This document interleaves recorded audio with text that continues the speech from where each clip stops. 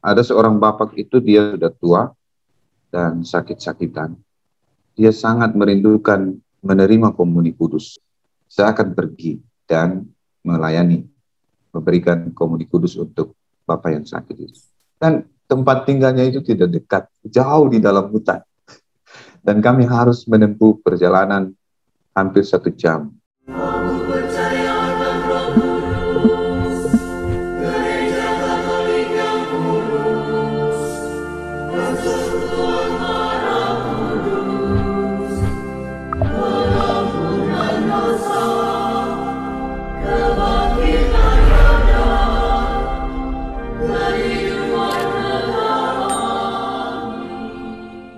Sahabat Katoliku keren, betapa unik panggilan dari seorang Romo Engga atau yang biasa kita panggil dengan Pastor Engga.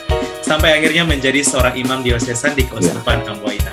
Nah, Pastor, selama menjadi seorang imam, apa pengalaman yang paling berkesan dari seorang Pastor Engga? Siap, terima kasih. 2 tahun lebih menjadi imam di Keuskupan Amboina. Saya yakin ada begitu banyak pengalaman yang berkesan antara saya dengan umat Allah di sebagai untuk diketahui ya, saya diberi tugas oleh Bapak Uskup itu menjadi kepala sekolah di salah satu SMA di sini, sekolah yayasan, sekolah keuskupan, tapi juga di seminari, tempat pembinaan tingkat SMP, seminari menengah, di sekolah, di seminari. Dan karena tinggal di paroki ini, jadi kita harus juga membantu paroki. Jadi jadi berkomunikasi dengan orang lain itu atau dengan umat secara langsung itu sudah sering, dengan guru-guru di sekolah saya, dengan umat di paroki ini, atau juga dengan anak-anak seminaris yang kita bina di sini. Dan banyak sekali pengalaman yang berkesan di dalam komunikasi relasi itu. Dan yang saya mau ceritakan pengalaman yang berkesan ketika saya jadi imam itu, ketika saya melayani di paroki. Di sekolah juga ada, tapi belum terlalu. Tapi yang paling berkesan untuk saya yang bisa saya bagikan di sini untuk sahabat-sahabat Katoliku keren itu pengalaman melayani di paroki.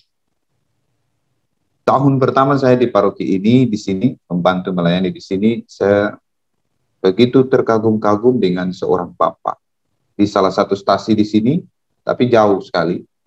Dan stasi itu tidak setiap hari Minggu merayakan Ekaristi.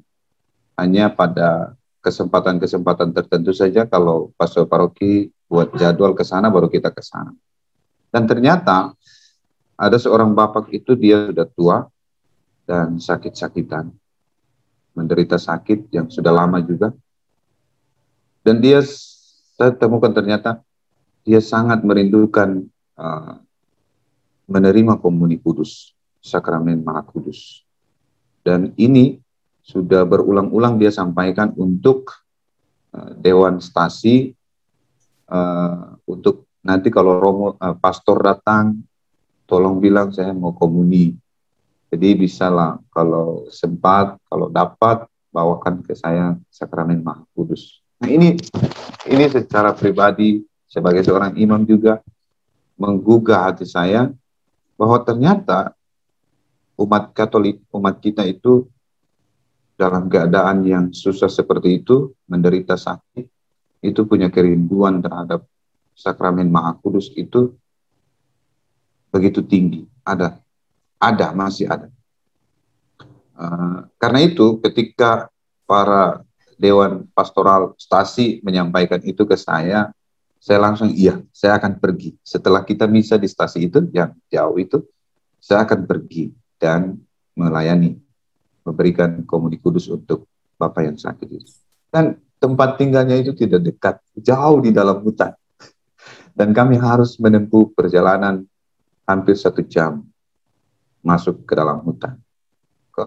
Sudah tiba di dalam rumahnya, itu bukan hutan ya, di kebun. Tapi kita melewati hutan yang yang luas. Dan mobil tidak bisa sampai ke rumahnya. Kita harus menyeberangi 2 kali tempat ini tuh. Mereka juga sering ambil air dari situ. Yang kita harus menyeberangi.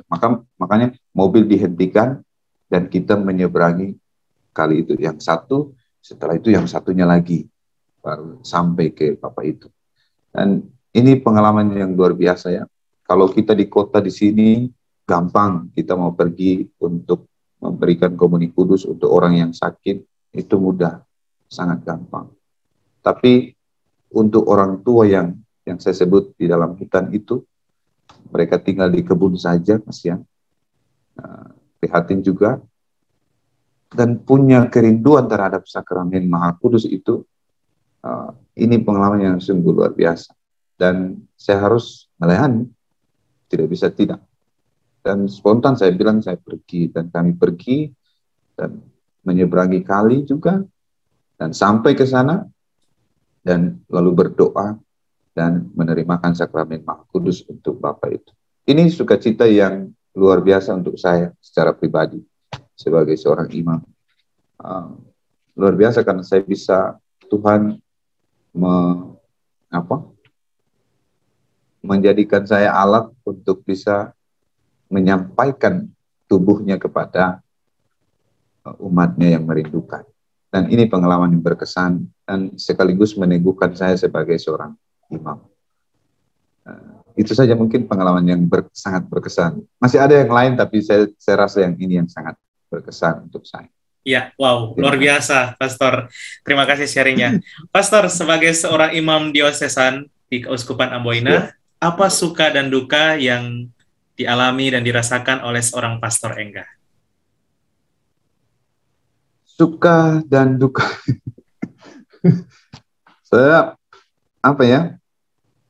masih 2 tahun, sehingga sebenarnya tidak, yang ada suka semua ini. Kalau mau dilihat secara keseluruhan, baru 2 tahun jadi imam, yang ada suka.